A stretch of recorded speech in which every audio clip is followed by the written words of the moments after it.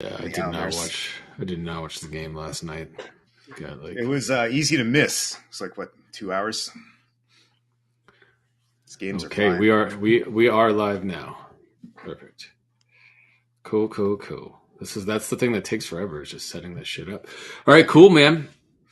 Oh, sorry. So you got your that's just always like a fucking focus because I'm not the tech savvy kind of guy, you know. I know. I should be doing all this, and I don't know why I don't. Well, I mean, if If you I'm being want a to take slacker over about it, logging in, that's fine with me.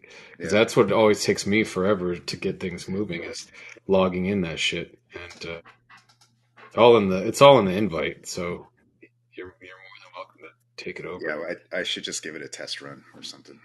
Yeah, it's not hard. It's just a pain in the ass, you know. Yeah, Because like you said, it's like toggle back here, but and we're I'm we're live right already now. we're live. So sorry, Okay. everyone, we're live. Hi, family. Let's see, do we have any viewers? We have 0 viewers. Well, one of these days, Doug, we'll get a viewer and we'll just go crazy. We will. That's gonna be a big day for us. It's going to be a big day. All right, I'm just getting my champagne ready over here because I am going to drink with you today because it's Saturday morning. Fuck yeah! It's 9 a.m. What else are you gonna do? Oh, all right, you ready? All set. Prepped it all, but I got some ideas. Well, I'll get it flowing in a nice direction. Yeah, man. I'm Ready? not worried. Let's go.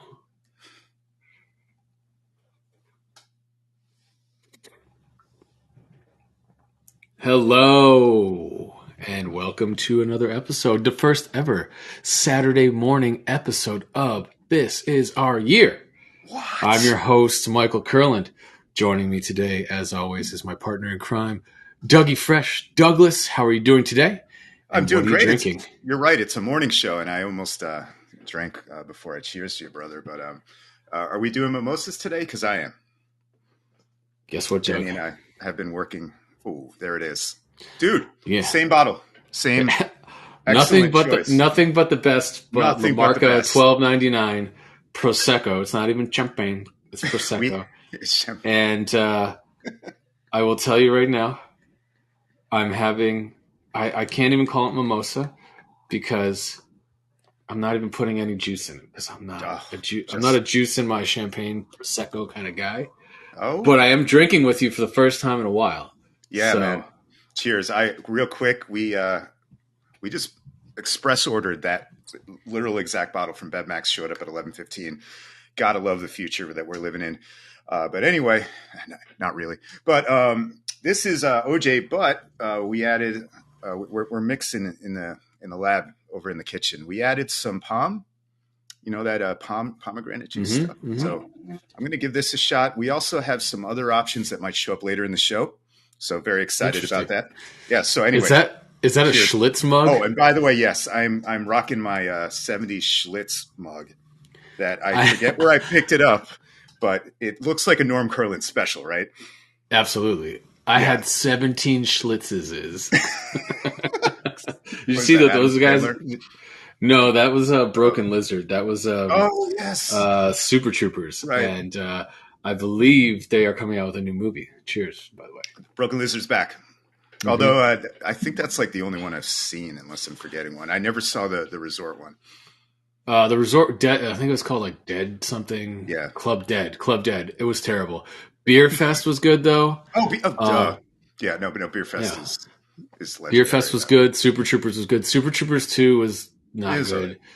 Right. But they're doing like a Monty Python, like I don't know if it's a remake. It's like Quasimodo. It looks hilarious. I'm in. Yeah. So, and all the guys are back. They're just old now. So some of them are a little fatter and a little grayer and balder. We know that feeling, don't we, Mike? I mean, I'm all of those things too. So, that's right. So, Douglas, what do we want to talk about today? Because it's a Saturday morning. We had opening day. We had a bunch of fucking Mets injuries. We had a Mets victory, a Mets loss. Right. We had some Islanders victories after what we predicted, some Islanders victories that were actually Islanders losses. And we've had the Brooklyn Nets resurgence. And I'd actually like to lead off the show with Yeah. some Brooklyn Nets Go resurgence. nuts. I was thinking about you reading the Kyrie stories, so take it away. Okay, let's get in. Let's just talk a little shit right now. Let's just let me ride on two fucking assholes that are no longer Brooklyn Nets that both decided. I guess the media wanted to interview him a month later and see what really happened in Brooklyn and how do you feel about your time in Brooklyn and what blah blah blah blah blah. And KD came out and said, "I got nothing but love. They did everything I asked for. It just didn't work out." Whatever, KD. You know, and that's pretty much his personality, right? He's never like he'll get after you on Twitter, but right, because he's definitely a salty bitch when people talk shit about him. But he is a great player. But I will tell you what he's not. He's not a great leader, and that's why he did such a good job in Golden State, because he didn't have to be the leader. He could just be the guy that scored buckets and didn't talk to the media afterwards and whatever he wanted to do. But had a team that was in second place in the East before he got injured, and they were playing the best that they'd ever played. They'd played the most games they'd ever played together. And this fucking guy, Kyrie, wants a contract extension, and he wants a full max deal. And Brooklyn doesn't want to give him a full max deal because he hasn't played more than 50% of the games in any of the years he's been here for the previous 4. Maybe this year he would have beat that, right? But every other year he had not even hit 50% of the games. Yep. And so he wants a full max deal, and Brooklyn wants to put some caveats in there to protect themselves. If you don't play 50% of the games, then it's a 2-year deal, and then if you play 75%, it triggers year 3, and then in year 3, if you play, it triggers year 4, right? But it would have been the max money. Him? I don't blame him one bit. He and on top of that, he was always a distraction. He's a fucking weirdo. He is an abstract thinker, and he's on his own. He's on his own island. He's isolated himself where he thinks that he is more important than most people. And so then he comes out with this, Hebrews to Negroes, and supports that anti-Semitic movie that was a bunch of anti-Semitic propaganda, and doesn't want to apologize for it because he's Kyrie and whatever. And then another victim of being too online. It's everywhere. Well, it's just you're just what. And how do you do that? Woke or whatever you're called. I don't know, man. I don't understand any of that. So he wants to get dealt. He says he's not coming. He's not going to play for the rest of the year. He literally digs his heels in and says, "If you don't trade me, I'm just going to sit out the rest of the year." Which, in typical Kyrie fashion, gives two shits about the fans, the organization, or his teammates. Could have played out the year, but he knew if he didn't get a full max deal contract from his team, he wasn't going to get one because you can't get as big of a deal from any other team as you can from your own team.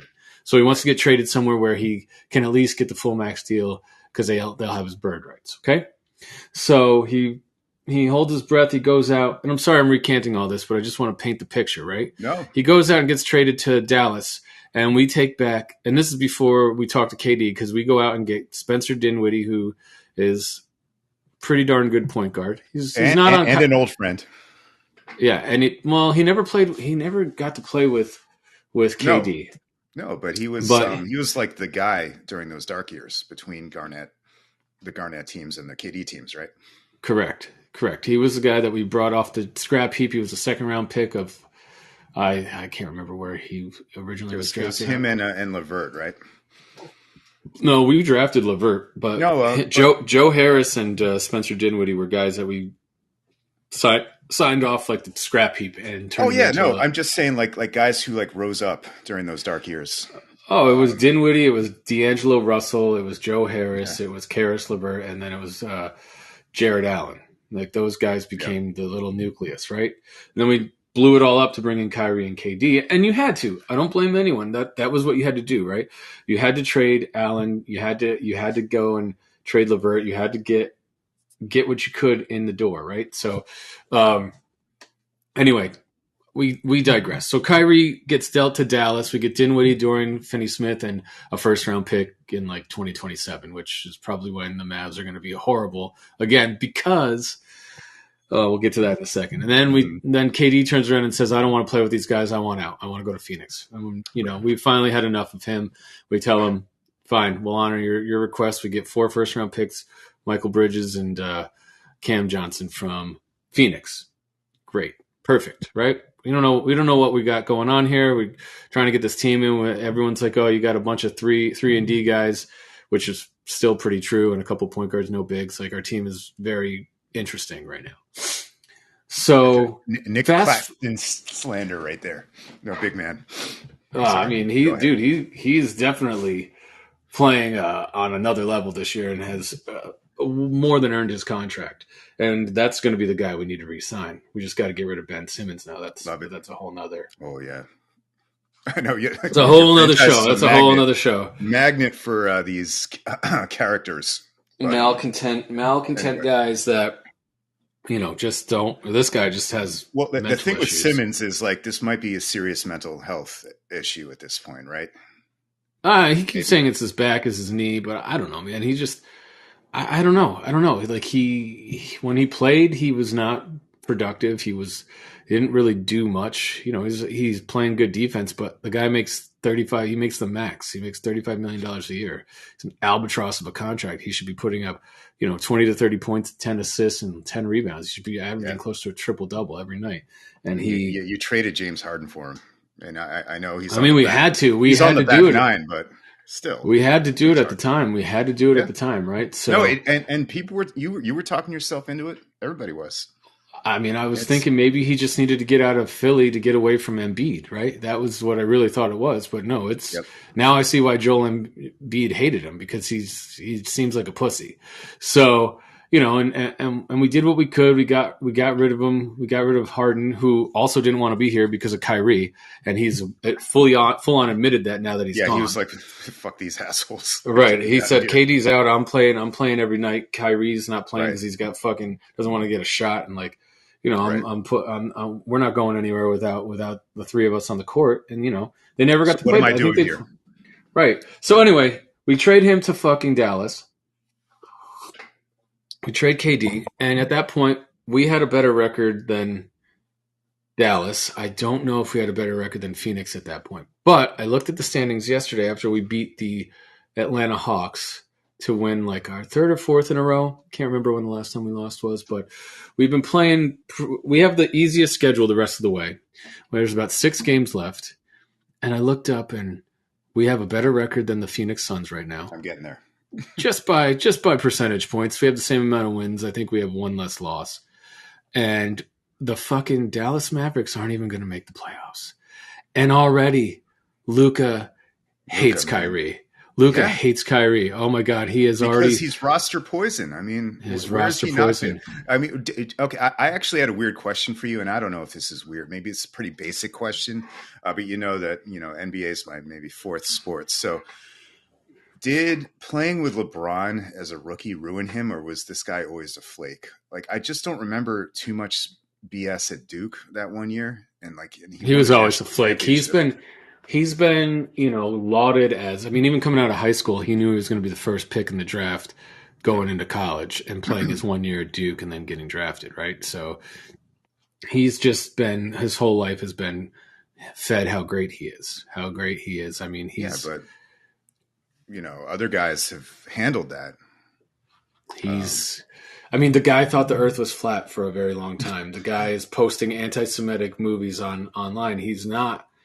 He's got someone, and his stepmother is his agent. That's never a good thing. Who's telling him realistically that, Kyrie, if you don't take this money, that's the best shot we got at getting paid. Like, not for nothing, dude. You went to Dallas, and now Luka's already complaining about you. I don't think you're getting a max deal from Dallas. So he's going to end up in LA next year on the Lakers playing with LeBron again, probably making the mid-level exception at like $6-8 million a year, right? Yeah. For a 1 year deal. And he's going to play a 1 year deal and hope that he can revive his career. But the guy is he can't get out of his own way. I don't think anyone's ever going to trust him with a max deal ever again. And which is crazy, because 5 years ago, Boston was ready to re-up and commit to him. And he would have been there with Tatum and Brown right now, and Smart, and they're on the verge of a championship now that they've gotten rid of him, right? And so you look at Brooklyn now, and we got Michael Bridges, who is the Iron Man of the NBA, has played in hasn't missed a game in like 4 years, playing out of his mind right now as the star of the team. Cam Johnson, who is a nice wing guy. We got Claxton and we got Dinwiddie. And at some point, we got to figure out, are we going to move Mr. Simmons and pay someone to take him? Or are we going to just let him ride? Bury him, yeah. But if we can get rid of his contract, that frees up $35 million. And How we're many not more looking. years? He's got 3 more years after this. So, yeah. So it's pretty bad. It's pretty much as bad as it can get. What's the overall cap situation now that Katie and Kyrie are gone, though? It's getting. I mean, next year will be better because we're going to have to make a bunch of moves because I mean, at the end of the day, we still are a team full of wings, right? We got a couple guys. Most of the guys are coming back. There's a couple guys that are free agents, but we're going to have to make some trades to offload some of these guys because they're just redundant players, and we need to get some bigger guys on the team, right? We have like one power forward and 2 centers, and that's it. I would like you to bring Brook Lopez back just because he's so old, though. Every Brook Lopez interview is a treasure, though. So, both. I know, yeah, dude. He's like our age, but he talks like Cookie Monster, and I mean that in the best way possible. I love him. Jenny loves him. Going way back in the day, in like the aughts. When we still used to go to Nets games. So, dude, so that's the second time I've heard that today. So explain what that is. No, aughts. What's that? Oh, the aughts. That's the actual English language term for when it's like the decade with the zeros. Right. So like the 1900s were the aughts and the 2000s technically were the aughts. AUGHT, aughts. Oh, I did not know. It's tough. What do you call that decade? The 2000s? I mean, that's what I've always referred to it as. I am not an eloquent speaker. I am English major, sir. I will have you know. Oh, we actually, Douglas, we have 3 viewers right now. We have 3 viewers publicly watching right now. Can they comment, or like, does our chat work? It does, but I'd have to toggle back and forth. I feel like season 1 we had it down with our producers, but now we're flying blind here. But they weren't worth the money that we were paying them to have 3 viewers. But we love you 3 viewers. Yes, we do. And we hope you're drinking along with us. We can create drinking games. Wait, where's the cat? That's definitely every time we say aughts, take a drink. Today's word is you ought to have a drink right now. So I just want to back in the day. Word of the day. No. All right, I guess that's Andy Cohen now, right? Dude, we were talking about that last night. I assume you watched his New Year's Eve with Anderson Cooper the last couple of years. I have been on full loser mode on New Year's Eve for about 5 years now, even before the pandemic. So yeah, it's become a staple. Except this year, they didn't let him drink this year, which was lame. I had a feeling they were on something. It was lame though. Like they put the hammer down. You know why? Because I think that other guy that they like satellite into has made too many bad comments. The guy who can, what's his name? Don Lemon. Oh yeah. That like those guys get like they send him down to New Orleans and then he's like Negroes and Jews. No, I'm sorry, but like. You know what I mean? So it is bullshit that they can't take horrible shots at tequila, especially with Anderson Cooper, who just does not abide, right? No. Yeah, I mean, dude, how old are we that we're talking about like New Year's Eve TV shows? I don't know. We started talking about what's going on with our lives. Yeah. Well, we're talking about the Brooklyn Nets right now too. So yes, what is wrong with our lives? But at least we're not talking about hockey. To put a bow on the Brooklyn Nets. Dude, you always are the hockey apologist. That's what this show was founded on, my friend. We are Islanders fans. Goddamn Mets. Yeah, those guys true. Too. Those guys too. But the Brooklyn Nets have a better record than both the Phoenix Suns and the Dallas Mavericks. The Dallas Mavericks look like they're on the verge of a cataclysmic meltdown. Dallas looks buried. 37-40, 11th seed. They're not even in the play-in. No. And you're right. I'm surprised that Phoenix is only 42 and 35. I figured they were better. And by the way, since we're doing New York sports, shout out to the Knicks who are actually ahead of the Nets. And Jalen Brunson is going fucking nuts. apparently, right? Didn't he used to play for the Dallas Mavericks? That's right. Should have paid that guy. So hear that, Mark Cuban? Last thing, I know you're watching. Yeah, exactly. on the live stream on Twitch. So the last thing that I will say is that, KD and Kyrie, I alluded to it initially, were both interviewed in the past week about their time in Brooklyn, and KD said what I said earlier. It didn't work out. They gave me everything I asked for. I just sometimes it happens that way. And then Kyrie was like, I wanted to be there till the end of the year. It was shocking that I was traded. He took zero fucking responsibility for the fact that he got traded and had the audacity to say like Garbage. this was this was not his call. And it was just like, dude, you are the worst. You are literally the man-child, just pointing fingers. So enjoy the rest of the year in Dallas. I hope you don't make the playoffs. And then when you do, and KD, whatever with you, man. You played hard when you played. You got injured a lot, and I think that's going to be the rest of your career. But you're not a leader. You let this team fall apart when you guys had a chance. You had a chance to win it all this year if you had kept it together, and you did not. Is it his fault though for all the Kyrie shit? I don't know. I mean, man, at some point, someone's got to grab that dude by the neck and be like, "Knock it the fuck off," right? True. I mean, if I just don't know if life works that way, Maybe, and maybe KD couldn't have done that, but at least publicly, publicly shame the guy. Like, I don't know what you're doing out here, buddy, but get your act together. Oh, everyone, take a drink. Cat drink. Cats. So we'll put a bow on that, and we've spent 20 minutes talking about the Brooklyn Nets on a Saturday morning. Crazy. So let's move on. Man. Let's move on, Douglas. Yeah. How about that new season of Party Down? I don't know what that is. What is Party Down? I can't believe you don't watch that show. Well, actually, I can because it was like 2 seasons 10 years ago, and now there's a new season. But it's all LA. You'd love it. Okay. And real quick, it's a bunch of unemployed actors who have to work for a catering company. So every episode, they're like setting up for like some douchebag party in Hollywood or LA. And it's kind of like, this is a comedy, so it's not like Poker Face, but you know how Poker Face just does a great job of casting and like guest stars and shit.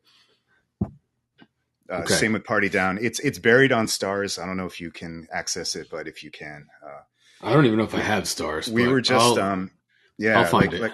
Like there's a new season and I've missed it, but like earlier when I was supposed to be like doing my work on the Mets. Instead, there was an episode where they all just eat a bunch of mushrooms before they go to work, and they had to do a luau where Sting was going to show up at the end, and that show still got it. So okay, yeah, man. Is it a real show? Is it a real show? Like a it's like Adam Scott and a bunch of like people you know.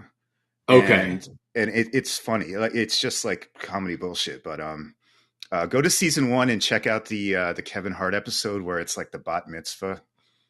Okay. And Kevin Hart plays like a rap star hired for like this little girl's party. Okay. I'm in. You sold me. I thought it was a reality show thing, and I was like, "Oh God, no!" Okay, I have Party a tough Down time with realities. So, dude, my wife has just recently gotten into reality shows, and she's on this just recently, and she's on this fucking Love Is Blind kick. Yeah, no, she had gone so long with no reality shows, and now she's on reality shows, and she's on this Love Is Blind show, and it is awful, dude. It is like as bad. It's as bad as they come. They fucking set all these like people up in these little pods, and they have to talk all day, but they can't see each other, and then they have to fall in love in these pods, and then they have to propose to each other, and then they get to propose. Sure. Yeah, you have to pick someone to propose to at the end. The dude picks someone, and then they get married, and then they live together as, fiancés and shit, and then they get married, and then they decide if they love each other or not, or if they hate each other. And they have to leave each other at the altar if they don't want to get married. That's what it is. That's how it's all fucked up. That's the big reveal at the end of the year. It's so stupid, dude. Why did we add? And it's hosted by Nick Lachey. I don't know, because Nick Lachey hosts it. I mean, he was the king. Stay of out of it, Nick shows. Lachey. No, he is the king of reality. He was the one with him and what was that show that him and Jessica Simpson had when they were married? Oh yeah, I don't know what it was called. By the way, like, this isn't funny, but people were making jokes. I guess all of LFO is dead now. So there is a lot of Chinese food makes me die. It's jokes. Really? You kids on the plot. Chinese food really makes me sick. All those guys are dead? Apparently. My name's Rich. It's something I learned this morning. Well, that was one hit wonders. Pour some out for LFO. I know, man. Vaya con Dios. Don't jump ahead. We got 35 more minutes to go. I have 35 minutes to come up with one, so don't worry. That's not mine. I think you got a good one right there. That was arguably the worst year in music. I know I'm biased because in the aughts, the early aughts. I want to say that was like 99. But yes, good callback. Oh my god! I think I worked at Abercrombie and Fitch when that song came out. You managed the store, motherfucker. Don't deny it. I definitely did. I stood up front with no shirt on and flexed my pectoral muscles and said, "Hey, you want to come inside?" I think they would not allow. They would not allow. Dude, Zac Efron at the end of Neighbors 2 is definitely. I'm like, I can understand. Simpatico, my friend. Oh my goodness! I really don't want to be offensive, so I don't want to say anything bad. But was there a serious policy on hiring there? And I'm not going to. Oh yeah, have you seen the Netflix documentary on Abercrombie and Fitch? No. I guess dude. I teed that one up for you, huh? Yeah, so there was this. So I worked at Abercrombie and Fitch in the 2000s and in the aughts, right out the early aughts. I think we got to drink again, Doug. We're not even playing true to our game. So I was there for about a year because I couldn't get a job anywhere else, and it was right after 9/11, and that was at fancy Westchester Mall, right? It was in West Nyack at the Palisades Mall. It was not fancy. It was built on a fucking landmine, and every year a landfill, right. And every year it sunk like 3 inches, and they had to get Jackson to jack it up, dude. It was a disaster. You're right. Just a disaster. The White Plains Mall, I guess, is the high end one. I don't know. Yeah, that's the high end. So I transferred there at the end when they were getting ready to fire me, but I quit before that could happen. But dude, they definitely had a policy where they told me to rate all my employees from A to D, and anyone that was a C or below, I needed to fire. And I was on attractiveness. On attractiveness, and I was like, I'm not doing that. And they said, if you don't do that, then you'll never make it to district manager. And I was like, oh, but district manager, I will say they held it like a carrot in front of your face, right? Because I'm a 23-year-old recent college grad. All the people that I worked for were like 25 in their mid 20s, and so if you became a district manager, you got a company gas card and you got a Wrangler Sport, a soft top Wrangler Sport company car. Actually, that's pretty awesome. I really wanted to work a Dodge Stratus joke in there. I drive a Dodge Stratus. So yeah, but man. That's you just get a Wrangler if you're district. I mean, it was a company car, right? So you had to drive to your 8 stores in your region, and that's how you became a district manager with a Wrangler. I'm sick. That's the lowest company ever. Oh, dude! So if you watch the documentary, you find out that Mike Jeffries was the CEO, and he was just a fucking psychopath, and like all of this was his brainchild. And like, there's a lot of shit in that documentary talking about rating the employees. There's definitely like some pedophilia going on, not pedophilia, but like, molestation of the employees. So like sexual harassment of especially the ones that were photoshopped. Remember, they'd come out with the magazine every year and everyone would run to the store because you'd maybe see a titty. And then the bags always had like one naked guy and one half naked girl. And so there was all that. And then I was there during that. And I was there when they came out with the fucking Asian T-shirts. Do you remember this? Dude, careful, dude. I'm just telling you. This is true. This is a true story. I do recall some of this, but go ahead. So they came out with a bunch of Jenny. Asian T-shirts, and they were all very Kyrie-esque, which they said the one that I remember the most, and I remember we always had to board fold these fucking shirts and put them in the wall so they would the part of the shirt that you want, the graphic tee, would face outward, and then they'd have them all stacked underneath. And I remember fucking setting this wall up one day when we first got all these shirts, and I'm like reading the shirts, and the one that sticks out was like, Wong Brothers Laundry, 2 Wongs make it white. And I was like, wow, guys, like, this is fucking offensive. Like, are you serious? Like, what the fuck? And that was one of probably 10 different shirts, and they were all Asians with like really slanted eyes and coolie hats on. And I'm like, this is gonna not end well. And it did not end well. They within a week, the media blew up about it.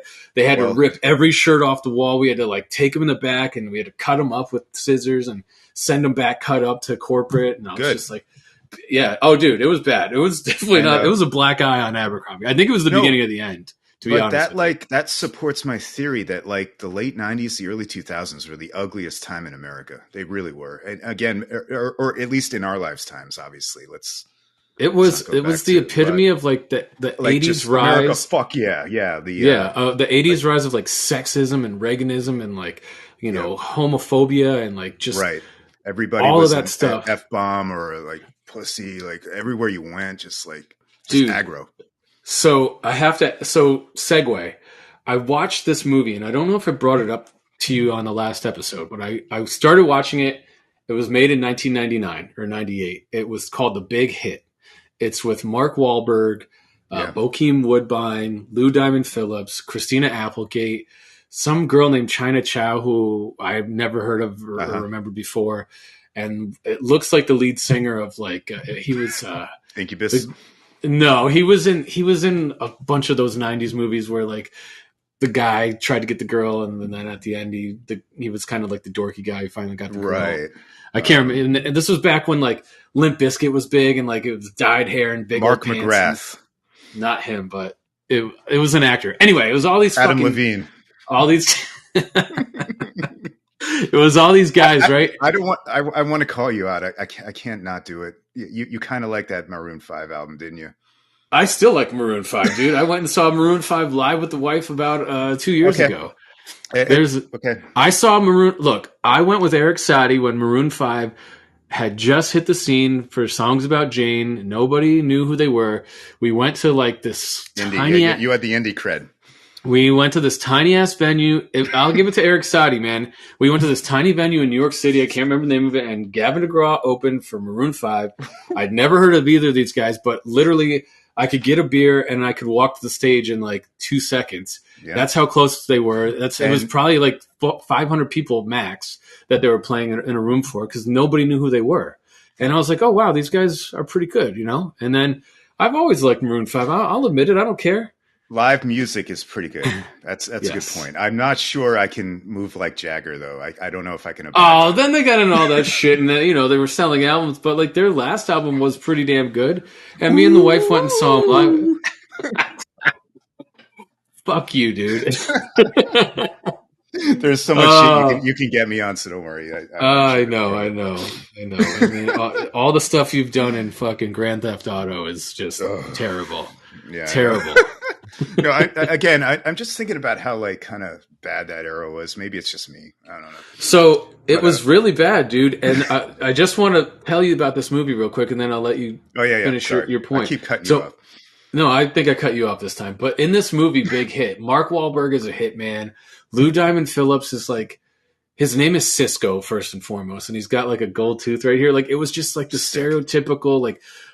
He was like, yo, bro, yo, like talking like that. And I'm like, this is such a 90s movie that it was like ridiculous action scenes that made no sense, blowing things up for no fucking reason. Just Michael Bay it when in doubt, just blow everything up. It was actually some Asian producer, and like Mark Wahlberg like kidnaps this girl, and he ends up like hooking up with her at the end. He breaks up with Christina Applegate, who was I'm like, this must be right after she stopped doing Married with Children. Like, that's how long ago it was, right? So she was just like the hot woman. Like, it was just the hot girl in there. They had Elliot Gould and Lainey Katan. Lainey Katan was collecting paychecks. The mom from My Big Fat Greek Wedding, right? So, and they were this Jewish couple, and oh my God, it was so over the top. Like, oh my God, you're Meshuggah now. You're not going to go to temple. You can't marry a shiksa. And I'm like, 1999, to your point, Doug, was like, fuck everything. I don't care. I'm going to say whatever I want, and we're America, and we're going to get away with it.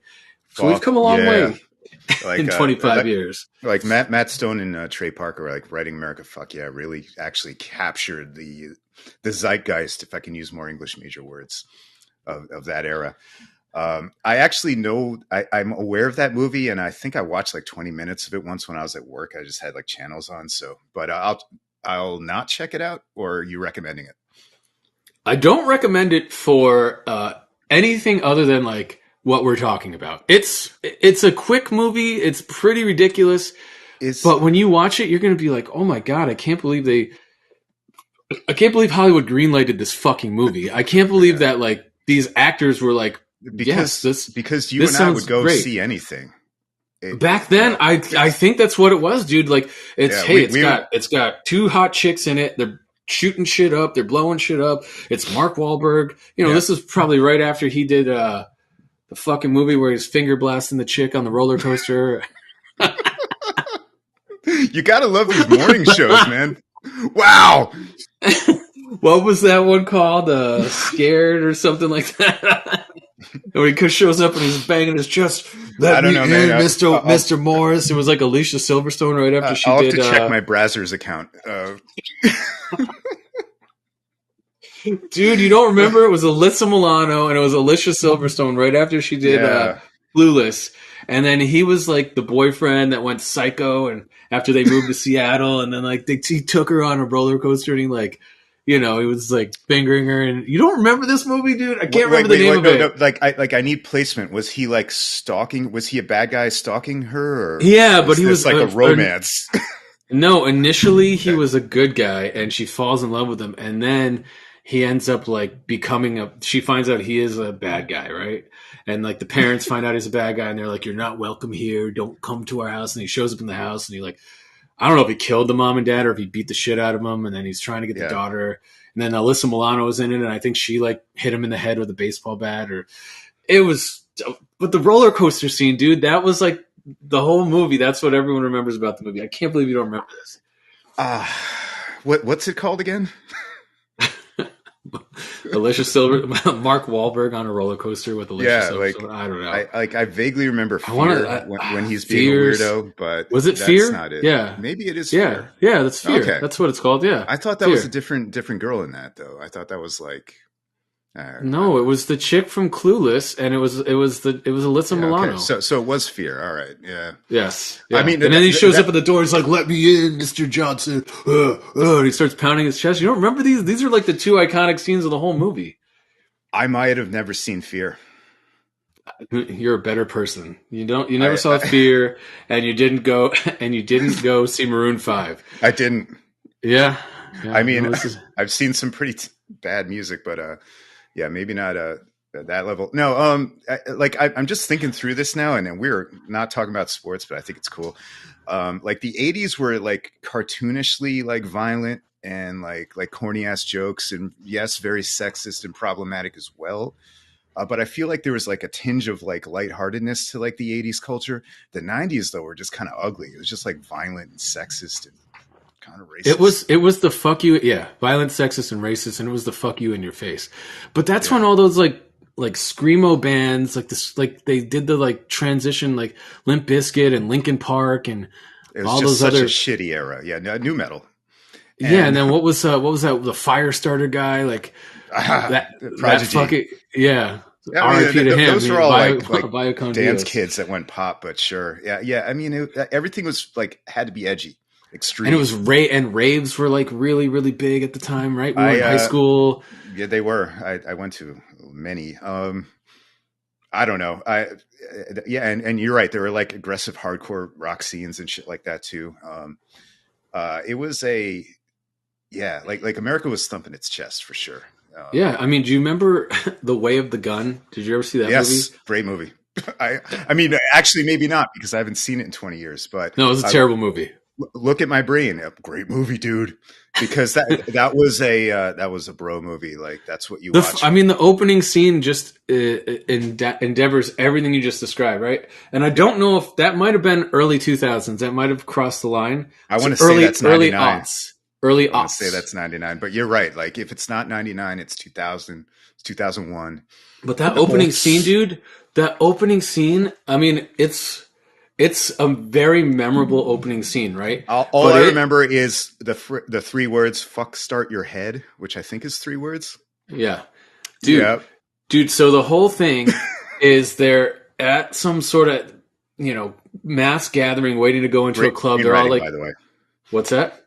Great screenwriting, by the way. Oh yeah, it was Ryan Phillippe and Benicio del Toro, and Sarah Silverman and some redheaded guy. That not Sarah Silverman, fucking the girl in the girl movie. Saving Sarah Silverman. Oh, what's the chick's name? Jimmy No, I'm talking about Jimmy Kimmel's wife. What's Jimmy Kimmel's wife's name? I don't know. I'm gonna look this up. I don't really. I'm so bad at celebrities these days. But Sarah. I guess this is old crazy. Wife. But Sarah Silverman is. Maybe they never got married. Yeah, Sarah that's Silverman, Sarah Marshall. Dude. Oh, no, my bad. Sarah. I'm thinking of Sarah Marshall. Sarah Silverman's the loud, obnoxious comedian, and I don't know. I guess they dated. They dated Kimmel. Wait, she was in that? Yeah, she was the girl, dude. That was the opening scene. So Ryan Phillippe and Benicio del Toro are sitting on the car, Sarah Silverman. The guy's like, "Hey, get off the car!" The girl, and then the girl's running around. She's like, "Hey, get off the car! My boyfriend's gonna come." And it embodies everything you said. My boyfriend's gonna come over there, and he's gonna fuck you in the ass, you fucking faggot. And he says all these terrible things, right? All that shit. And then the guy goes, "Tell your whatever to shut her fucking mouth before I come over there and fuck start her head." That's Phillippe. Yep. And then they get even bigger and louder. They walk over, and then everyone rounds up around them like they're gonna fight.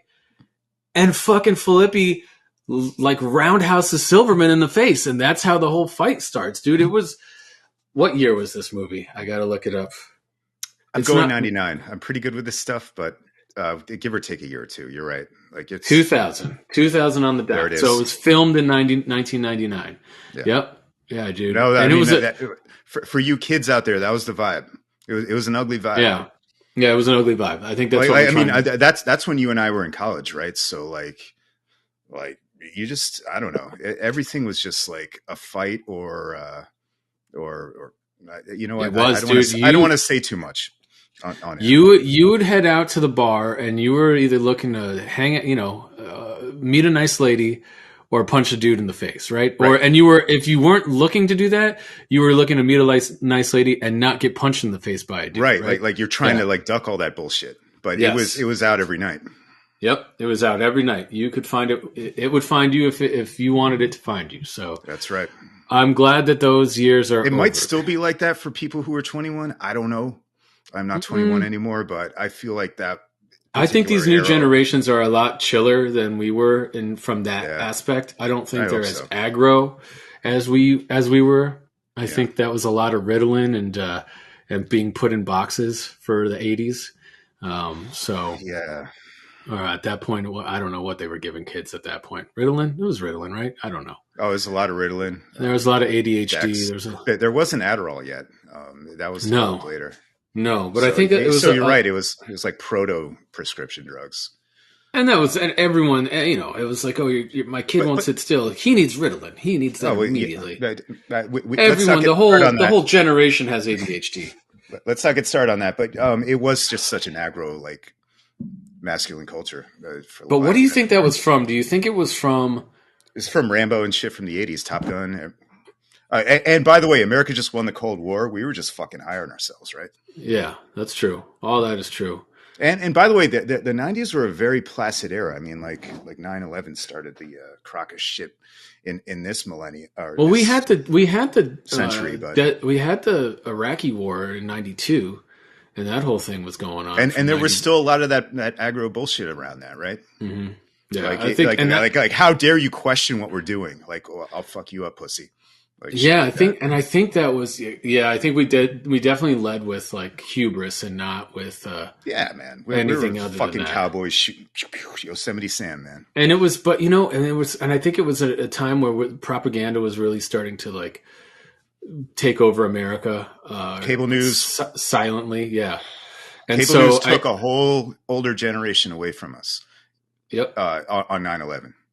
We lost the boomers to Fox News. Or MSNBC, which isn't fucking any better. It's not any better. Fox News is just the aggro channel. Well, Fox News is pretty bad, though. It's fucking awful, dude. It's awful. I love that they're getting sued to oblivion.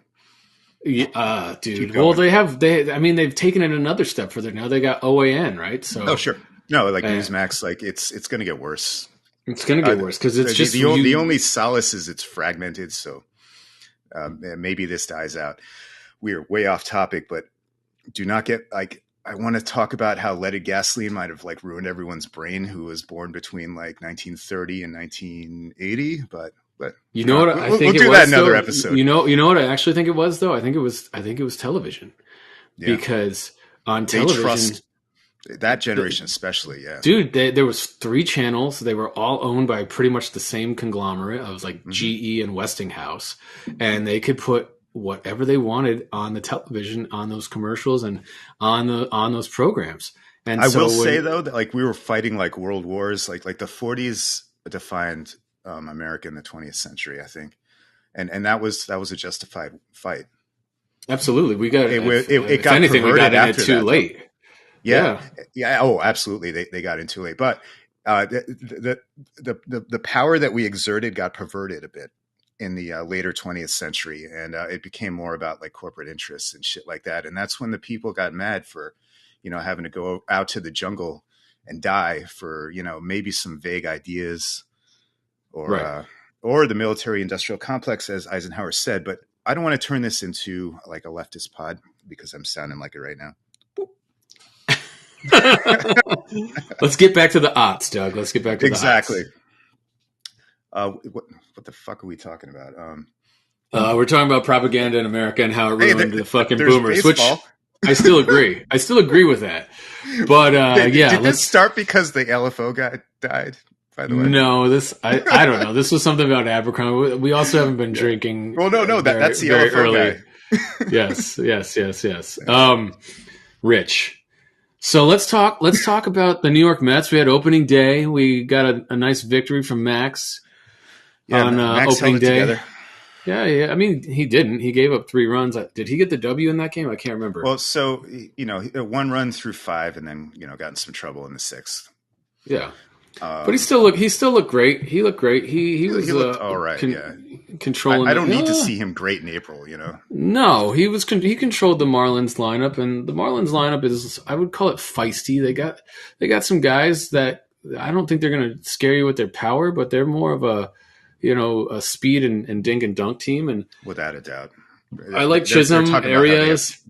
The Chisholm's good. Chisholm's good. Segura, he's got a good bat. I mean, I think he's. Mets. Yep, and I think he's going to be a huge liability for them at third base because he's got a wet noodle for an arm. But hope so. Yeah, and then they got Wendell at short, so they got a bunch of guys that put the bat on the ball and put it in play, and they got speed. And then they got a couple of guys in the corners and between Soler and Cooper and De La Cruz and that can Garcia that can put the ball over the fence if they catch one. So, and they got a decent pitching staff, as we saw last night. I mean, we couldn't touch him last night. He was throwing some nasty shit. Pete got a home run. That was that's it. What I was going to say. Like the Marlins can pitch first and foremost. I mean, I'm actually I loved how they approached playing against Alcantara. Obviously, coming off the Cy Young, and they made him work. They worked the count. They ground out some stuff. Even last night, I had it on, but I wasn't like totally paying attention. But I know there's only 4 hits in the box score, but it seems like they had a runner on every inning almost. Like the Mets are continuing that strategy to make the pitchers work. Definitely. Like run up and no one better than Brandon Nimmo, who stole the show on opening day, by the way. Absolutely. Coming back strong. Thank God he's healthy. Yeah. Got a little bad news with Verlander going on the shelf, but that was funny. True Mets fashion, you announce it like an hour before opening day. Right. Sweet. But I think it was all precautionary. It makes sense, right? Tylor can pitch today and we'll be totally fine. Everything's going to move in the right direction. So Dude, I'm not worried April about any 1st. of this stuff. It's April please 1st. not overanalyze games. Yeah. No, I would have loved to have gotten a W last night because I do think the Marlins are going to be the basement dwellers, or they're going to be fighting the Nats for the basement dwelling of the NL East. But, we can't win them all. And as long as we win 2 out of every 3, that's all that matters, right? So that's 667 baseball. And that's how you get to the playoffs, right? The regular season's a long grind. Dude, yeah, it's about staying healthy, and you're right. Just 2 out of 3 at home, or 500 at home. I'm sorry, 500 on the road gets you there too. And and by the way, not last night, but the night before, 3 innings from Smith, Raley, Robertson locked it down. Yep, and pretty impressive. Did you see how one former Met Cy Young Award winner performed on opening day for his new team? Yes. How'd he do? Can we talk about that? I mean, I hate to be a Schadenfreuder. Is that what they call it? Yes, the English language. Yeah, I hate to we're doing all kinds of terms. I hate to do some Schadenfreude here, but you know what? We had a Zeitgeist and a Schadenfreude. I mean, I've been Schadenfreuding all episode with a little bit of the Brooklyn Nets. I mean, this fucking show is about Schadenfreude. That's all we got. I mean, we don't win anything. Touche. We just hate on the guys we hate that left us behind. And so Mr. DeGrom, who left for the big contract, and I will agree that he said we didn't offer him 5 years, and I'm glad we didn't, because I don't think he's making it 5 years. I'm cut off. You're cut off from drinking, or you're cut off from talking? I'm cut off from talking. Yes. Quiet, Douglas. That's enough out of you. Yeah, no, sorry. Enjoy 5 years of Arlington. I hope your shoulder doesn't fall off. But and I haven't told you this, Doug, but guess where I'm going on tomorrow? Tomorrow at 6:08 Central Time PM. I will be at Global Life Field, watching the Phillies play the Rangers. We have an event in Dallas. So, so we bought a box for all of our clients, and we are going to go to Global Life and check out the stadium. And I'll be a big Rangers fan that day. So, yeah. Yep. Yeah. Well, what's great about that game is DeGrom and Nola got lit up, right? So, cool. And by the way, Dallas, Final Four is in Houston. You should try to hit both that day. Well, the women's Final Four is in Dallas. Did you watch any of that game last night? No, I'm sorry. You're reverting back to the sexist aughts, my friend. I am from the aughts. So, Caitlin Clark absolutely put Iowa on her shoulders and beat the undefeated South Carolina. Ooh. And I don't watch very much women's college basketball, but I will say South Carolina came in 36-0. I don't think they lost last year either. So I think always a great program. I know they're like on a 70 straight wins or something like that. I completely missed that. That's cool. And Caitlin Clark and Iowa, they were, awesome. I want to say they were the 4 seed or the 2 seed. And they came in, and it's, the Final Four, right? So this was the semifinal game. Yeah. And she put up like 43 points, and they beat South Carolina last night. They were the underdogs. They came in, and she's the best player in the country right now. And she just took it to them. And the only thing I'm going to say, I'm not going to question a coach who has won 76 straight games, but they didn't double her at all. I never once saw her double teamed. They let her get every inbound pass. It was just man the whole time, like no zone. It was man the whole time. They had their best defender on her, and they thought. I think what they thought was their best defender was going to be able to shut her down, and she couldn't. And this girl Clark kept driving the lane, and South Carolina has a big center. She's a strong woman. And I don't know why they didn't body her up when she would come the lane and just give her a couple of hard fouls and make her question coming down that lane, because she just at will got to the rim. Like it was kind of, they couldn't stop her 1-on-1. And so at some point you got to think maybe you make an adjustment. And the coach never made the adjustment, and it was just Dude, I found myself compelled. It was all over Twitter last night. Like, oh my God, this game is crazy. I think I had a kind of an early night last night, so I did too, but it was. missed that. Yeah, I guess it would have been late for you. It was like probably like 11 o'clock by the time it ended for East Coast. I was KO'd. But what was I going to say? I mean, that's kind of a cliche.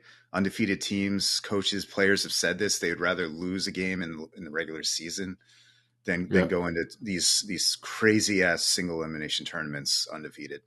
Yep. Because like pressure. You hit that bad adversity for the first time, you don't want it to be in that game. Right. Right. Well, listen, Dougie. We talked a lot. Hour 2, or you got shit to do? Oh, I got shit to do today. If I drink any more of this La Marca, this day is over before it got started, and my wife will be pissed. So let's do a little Vaya con Dios, my friend. Oh yeah, you want to? Who's it going to be? I mean, I have a weak one. I got a weak one too, but it's funny. Oh yeah, let's take the funny one because mine's just like a random Mets pitcher. Go ahead. Yeah, well, we can do them both. How about that? We'll do the funny one first. Vaya con Dios, Kyrie Irving's playoff chances. I like it. Schadenfreude right there, baby. Schadenfreude. So guys, you have Otz, Schadenfreude, and Zeitgeist to look up. That's your homework for next week. All right, audience. It's been a great show. Dougie, we will see you next week. This was fun, man. Enjoy.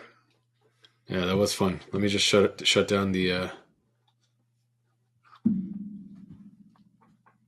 Good tangents. All right.